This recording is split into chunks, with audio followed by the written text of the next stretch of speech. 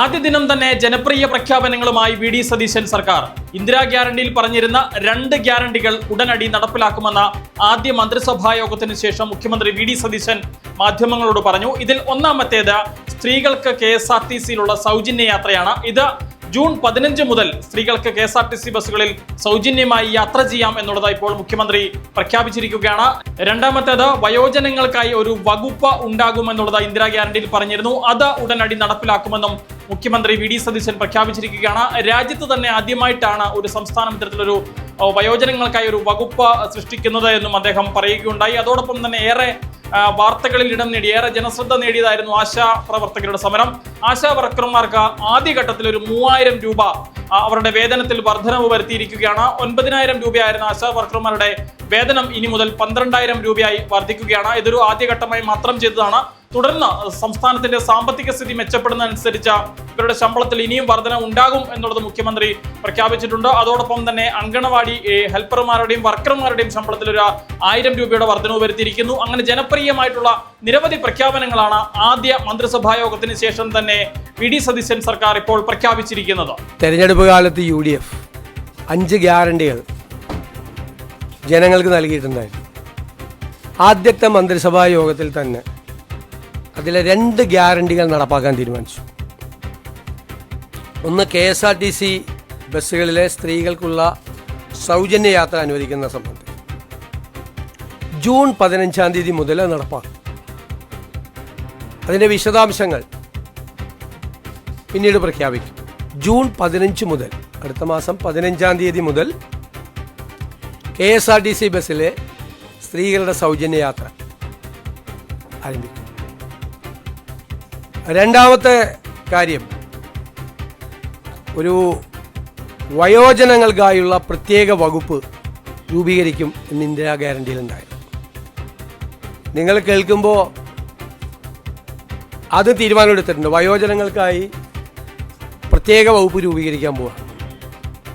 ഞാൻ വളരെ അഭിമാനത്തോടെ പറയുന്നു, എൻ്റെ അറിവിൽ നമ്മുടെ രാജ്യത്ത് ആദ്യമായിട്ടാണ് ഒരു സംസ്ഥാനത്ത് വയോജനങ്ങൾക്ക് വേണ്ടി പ്രത്യേകമായ വകുപ്പ് രൂപീകരിക്കുന്നത്. ഞങ്ങൾ ആ വകുപ്പ് രൂപീകരിച്ചതിന് ശേഷം ഇത് ഏറ്റവും ഭംഗിയായി നടപ്പാക്കിയ രാജ്യം ജപ്പാനാണ്. ഏറ്റവും ഭംഗിയായി വയോജനങ്ങളുടെ ഒരു ജീവിതം തന്നെ മാറ്റിമറിച്ച വിപ്ലവകരമായ ഒരു നടപടിയാണ് ജപ്പാനിലെ ഗവൺമെൻറ്റുകൾ സ്വീകരിച്ചത്. നമുക്കിപ്പോൾ എല്ലാം ചെയ്യാനുള്ള പരിമിതികൾ നമുക്കുണ്ട്, എങ്കിലും ആ മോഡൽ കൂടി പരിശോധിക്കും. സ്വപ്നതുല്യമായ കാര്യങ്ങൾ ഈ വയോജന വകുപ്പ് രൂപീകരിച്ചതിൻ്റെ പുറകിലുണ്ട്. അത് പുറകെ സ്റ്റെപ്പ് ബൈ സ്റ്റെപ്പായിട്ട് നടക്കും. അതിനുള്ള വിശദമായ ഒരു പഠനം തന്നെയാണ് വയോജന വകുപ്പിനെ സംബന്ധിച്ചുള്ളത്.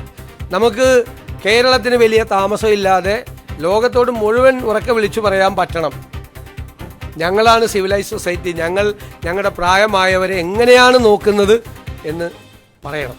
അതാണ്. അപ്പോൾ ആ 2 ഗ്യാരണ്ടി നടപ്പാക്കാനുള്ള തീരുമാനം എടുത്തിട്ടുണ്ട്. ഇനി നമ്മൾ ഈ വാക്കാണല്ലോ പ്രധാനം. വാക്ക് പറയുമ്പോൾ മറന്നുപോലെ ഭയങ്കര എളുപ്പമാണ്. പക്ഷേ വിശ്വാസ്യത എന്ന് പറയുന്നത് ഏറ്റവും പ്രധാനപ്പെട്ടൊരു കാര്യമാണ്. ഞാൻ തന്നെ ആശാ വർക്കർമാരുടെ പന്തലിൽ പോയി സമരം അവസാനിപ്പിക്കുന്നതിന് മുമ്പും സമരം അവസാനിപ്പിച്ച ദിവസം വാക്ക് പറഞ്ഞിട്ടുണ്ടായിരുന്നു. ആദ്യത്തെ ക്യാബിനറ്റിൽ നിങ്ങളുടെ സഹായങ്ങൾ പ്രഖ്യാപിച്ചു തുടങ്ങും. എല്ലാം അവരാവശ്യപ്പെട്ട മുഴുവൻ കാര്യങ്ങളും ചെയ്യണമെന്ന് നമുക്കുണ്ട്. പക്ഷെ നിങ്ങൾക്കറിയാമല്ലോ, നമ്മളൊരു സമ്പദ് വ്യവസ്ഥയെക്കുറിച്ചുള്ള ഒരു പഠനങ്ങളൊക്കെ നടക്കുന്നേ ഉള്ളൂ. എങ്കിലും ആദ്യഘട്ടത്തിലായി അവർക്ക് 3000 രൂപയുടെ വർധനവ് പ്രഖ്യാപിക്കുക ആദ്യത്തെ ക്യാബിനറ്റ് യോഗം തീരുമാനിച്ചു. റിട്ടയർമെൻറ്റ് ബെനിഫിറ്റിനെ സംബന്ധിച്ചിട്ടുള്ള യോഗം അടുത്ത 1 മാസത്തിനുള്ളിൽ തന്നെ അതുകൂടി തീരുമാനിച്ചു പ്രഖ്യാപിക്കും. കാരണം അതിൻ്റെ കുറച്ച് ഫിനാൻഷ്യൽ ലയബിലിറ്റിയും മറ്റ് കാര്യങ്ങളെക്കുറിച്ചുള്ള റിപ്പോർട്ടുകൾ വളരെ പെട്ടെന്നല്ലേ, നമ്മളിപ്പോൾ ചാർജ് എടുത്താലേ നമുക്കിതൊക്കെ ചോദിക്കാൻ പറ്റുള്ളൂ. അതൊക്കെ വരാനുള്ള ചില കാലതാമസങ്ങൾ കൊണ്ട് മാത്രമാണ്. അപ്പോൾ അവരോട് പറഞ്ഞ വാക്കുകൾ തീർച്ചയായിട്ടും പാലിക്കും. ആദ്യഘട്ടത്തിലാണ് 3000 രൂപ വർദ്ധിപ്പിക്കുന്നത്. റിട്ടയർമെൻറ്റ് ബെനിഫിറ്റിൻ്റെ കാര്യം ഒരുപാട് തീരുമാനിക്കും. കുറച്ചുകൂടി കഴിയുമ്പോൾ അടുത്തൊരു ഘട്ടവും കൂടി പ്രഖ്യാപിക്കും. ഇപ്പോൾ നമുക്ക് ഉള്ളത് 9000 രൂപയാണ് ഇപ്പോൾ ഉള്ളത്. അത് 12000 രൂപയാവും ഇപ്പോൾ. പിന്നെ അംഗൻവാടി ജീവനക്കാരുടെ വർക്കർമാർ, ഹെൽപ്പർമാർ,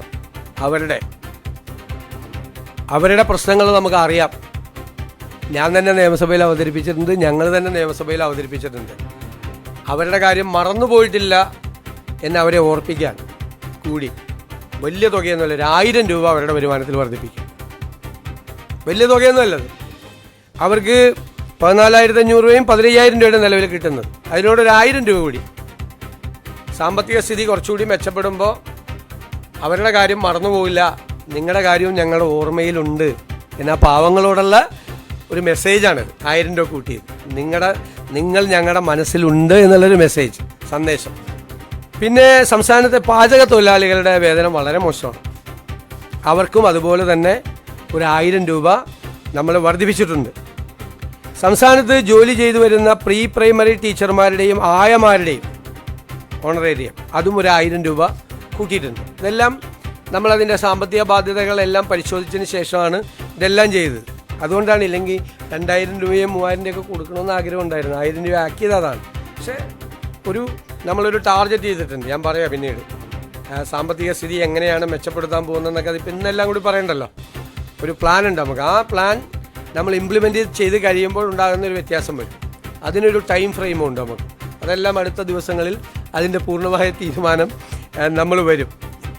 15/12/2023 ഈ നവകേരള സദസ്സിൻ്റെ പരിപാടിയുടെ ഭാഗമായി അന്നത്തെ മുഖ്യമന്ത്രി ആലപ്പുഴ ജില്ലയിൽ എത്തിയപ്പോൾ റോഡരികിൽ പ്രതിഷേധം നടത്തിയ 2 പേർക്കെതിരായി മുഖ്യമന്ത്രിയുടെ ഗൺമാന്മാരായ ആളുകൾ വളഞ്ഞിട്ട് ആക്രമിച്ച സംഭവം കേരളത്തെ നടുക്കിയൊരു സംഭവം ഉണ്ടായിരുന്നു.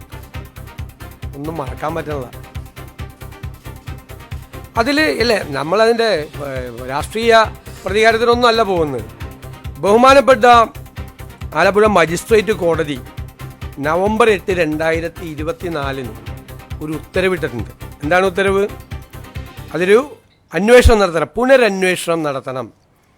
കാരണം ഇവർ പറഞ്ഞത് ഒരു തെളിവും ഇല്ല എന്നാണ് പറഞ്ഞത്. അപ്പോൾ വീഡിയോ ഉണ്ടെന്ന് പറഞ്ഞു, വീഡിയോ ഇല്ല എന്ന് പറഞ്ഞു. അപ്പോൾ ഇവർ വീഡിയോ ഹാജരാക്കിയപ്പോൾ കോടതിക്ക് അത് ബോധ്യമായി. കാരണം മുഖ്യമന്ത്രിയെ രക്ഷിക്കുന്നതിന് വേണ്ടിയിട്ടല്ല, ഞാൻ എൻ്റെ മെറിറ്റിലേക്കൊന്നും പോകുന്നില്ല, ബോധ്യമായി. അപ്പോൾ കോടതി ഒരു പുനരന്വേഷണത്തിന് ഉത്തരവിട്ടിട്ട് ഇതുവരെ അന്വേഷണം നടത്തിയിട്ടില്ല. അപ്പോൾ നമ്മൾ നടത്തണ്ടേ? നിയമപരമായ ഇതല്ലേ. അതുകൊണ്ട് അതിനൊരു സ്പെഷ്യൽ ഇൻവെസ്റ്റിഗേഷൻ ടീം ആ കേസ് അന്വേഷിക്കും. ഇത്രയാണ് തീരുമാനങ്ങൾ. പിന്നെ മഴക്കാല പൂർവ്വ പ്രവർത്തനങ്ങൾ നടത്തുന്നതിന് വേണ്ടിയിട്ടുള്ള നടപടിക്രമങ്ങൾ ക്യാബിനറ്റ് പരിശോധിച്ചിട്ടുണ്ട്.